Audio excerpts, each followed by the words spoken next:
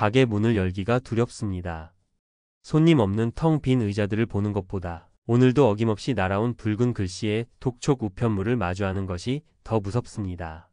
쉴 새 없이 울리는 전화벨 소리에 심장이 쿵 내려앉습니다. 이런 분들에게 최근 뉴스 하나가 들려옵니다. 자영업자 빚 최대 90% 탕감. 너무나 파격적인 숫자. 믿기지 않는 소식에 나와는 상관없는 딴 세상 이야기겠지라며 애써 외면하고 있진 않으신가요? 오늘 이 이야기는 바로 그 벼랑 끝에 서 계신 자영업자분들 그리고 비슷한 무게의 빚으로 고통받는 모든 분들을 위한 것입니다. 이것은 결코 자영업자만의 이야기가 아닙니다. 성실하게 직장을 다니면서도 혹은 다른 피치 못할 사정으로 감당 못할 빚의 늪에 빠진 분들이라면 반드시 끝까지 보셔야 합니다. 이것이 뜬구름 잡는 소리인지 아니면 정말 내 인생을 바꿀 마지막 동아줄이 될 수 있는지 그 실체를 샅샅이 파헤쳐 보겠습니다. 코로나 직전 퇴직금 전부를 털어 작은 분식집을 차렸던 50대 김영민 사장님의 이야기입니다. 내 가게라는 꿈 하나로 설레던 마음도 잠시 팬데믹이 덮쳤습니다. 버티면 괜찮아지겠지, 이 또한 지나가겠지 라는 희망으로 하루하루를 버텼습니다. 부족한 운영 자금을 메우기 위해 처음엔 1급 융권 문을 두드렸습니다. 잠깐만 쓰면 돼. 금방 회복될 거야. 하지만 상황은 나아지지 않았고 결국 문턱이 낮은 저축은행으로 나중에는 이자가 무서운 줄 알면서도 카드론까지 손을 댔습니다. 그렇게 쌓인 빚이 어느새 원금만 8천만 원. 이제는 눈덩이처럼 불어난 이자조차 감당이 안 됩니다. 밀린 월세는 3개월치. 건물주는 다음 달까지 가게를 비우지 않으면 명도 소송을 하겠다고 합니다. 아내와 아이들 얼굴 볼 면목이 없어 매일 밤 불 꺼진 가게 구석에서 홀로 눈물을 삼킵니다. 어느 날 희미하게 켜둔 가게의 작은 TV에서 흘러나오는 뉴스를 듣게 됩니다. 소상공인 새출발기금 개편, 원금 감면 최대 90%로 상향.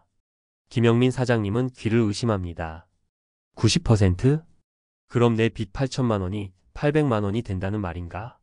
캄캄했던 눈앞에 아주 희미한 불빛 하나가 비치는 것 같았습니다. 이것이 바로 이번 정책의 핵심입니다.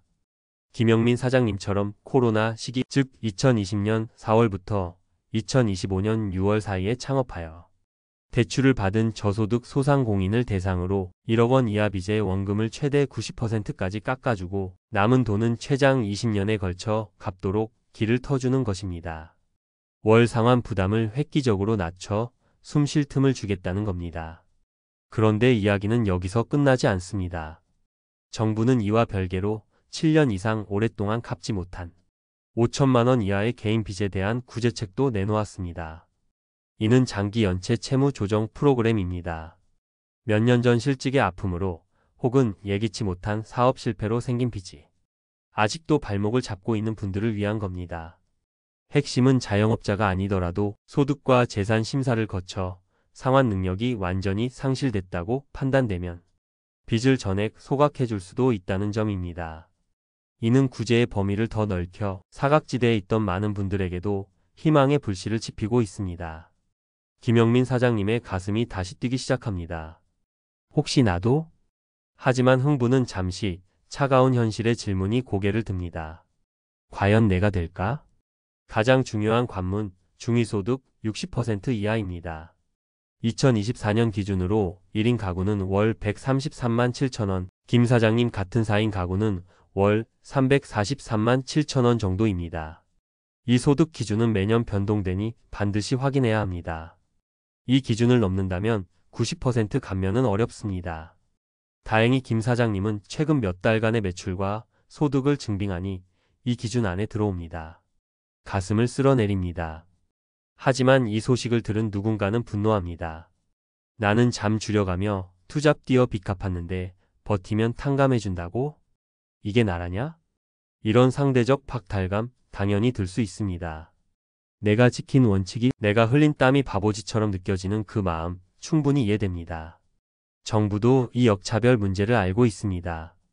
그래서 성실하게 원리금을 상환해 온 소상공인에게는 경영위기 시 이자를 1%포인트 깎아주거나 폐업위기 시 2.7% 우대금리로 15년간 나눠 갚게 해주는 보완책을 함께 내놓았습니다.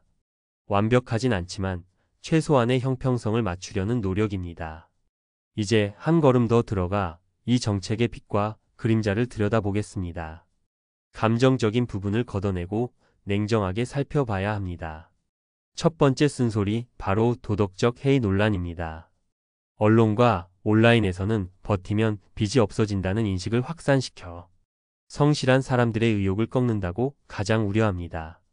내 세금으로 왜 남의 빚을 갚아주나? 라는 납세자들의 반발은 충분히 일리가 있습니다. 내가 피땀 흘려번 돈이 도로를 놓고 학교를 짓는 데 쓰이는 게 아니라 누군가의 빚을 갚는 데 쓰인다는 사실에 대한 정당한 문제 제기입니다. 정부는 이것이 코로나라는 불가항력적 재난에 따른 일회성 지원임을 강조하고 있습니다. 두 번째 쓴소리, 전문가의 경고입니다. 한 경제 전문가는 한국은행 총재의 과거 발언을 인용하며 단순한 빚 탕감은 고통을 잠시 잊게 하는 진통제일 뿐 근본적인 치료가 될 수 없다고 경고합니다. 아픈 다리에 진통제만 계속 놓으면 당장의 고통은 있지만 다리는 점점 썩어 들어가는 것과 같습니다. 빚만 깎아주는 것은 임시 방편이며 자영업자가 재기할 수 있는 실질적인 교육, 취업 지원 등 구조적인 대책이 함께 가야 한다는 지적입니다. 마지막으로 가장 불편한 시각입니다. 한 비판 기사에서는 채무 탕감 잔치, 진짜 웃는 건 따로 있다고 말합니다. 바로 금융사입니다. 어차피 떼일 돈이라 생각했던 부실 채권을 정부, 즉 우리 세금에 팔아 손실을 메우는 구조라는 겁니다. 은행이 져야 했을 위험의 무게를 고스란히 납세자에게 떠넘기는 셈이 될 수 있다는 이 주장은 우리를 복잡한 생각에 빠지게 합니다. 수많은 논란과 쓴소리, 모두 일리 있는 이야기입니다. 하지만 이 모든 것을 감안하더라도 당장 내일 가게 문을 닫아야 하는 김 사장님에게 이 제도는 재기라는 단어를 떠올리게 하는 유일한 사다리일 수 있습니다. 어쩌면 조금 낡고 삐걱거릴지라도 깊은 구덩이에서 올라올 수 있는 단 하나의 길일지 모릅니다. 이것은 공짜 점심이 아닙니다. 실패한 이에게 다시 한번 기회를 주고 건강한 사회 구성원으로 돌아오도록 손을 내미는 사회적 안전망입니다. 그러니 지금 당신이 해야 할 일은 명확합니다. 더 이상 카더라 통신에 흔들리지 마십시오.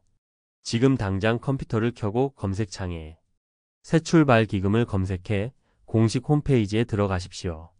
또는 신용회복위원회 1600-5500 혹은 서민금융통합지원센터 국번 없이 1397로 전화를 거십시오. 빚 독촉 전화에만 시달리지 말고 이제는 당신이 먼저 전화를 걸어 당신의 권리를 찾으십시오. 남의 이야기가 아닌 나의 데이터를 가지고 상담을 받는 것이 모든 것의 시작입니다. 이 제도가 당신의 모든 문제를 해결해 주진 못할 겁니다. 하지만 어둠 속에서 한 줄기 빛이 보인다면 그 빛을 향해 걸어 나갈 용기가 필요합니다. 절망 속에 주저앉아 있기엔 우리의 남은 인생이 너무나 소중합니다. 오늘 이 영상이 당신이 그 첫걸음을 떼는 작은 용기가 되기를 진심으로 바랍니다. 혼자가 아닙니다. 문을 두드리십시오. 오늘 내용이 도움이 되셨다면 또는 비슷한 고민을 하고 계신 분들이 있다면 댓글로 여러분의 생각을 나눠주세요. 여러분의 이야기가 다른 누군가에게는 큰 위로와 정보가 될 수 있습니다. 저희 채널은 앞으로도 여러분의 편에서 가장 현실적이고 도움이 되는 정보로 함께 하겠습니다. 잊지 마시고 구독과 좋아요, 알림 설정까지 부탁드립니다. 감사합니다.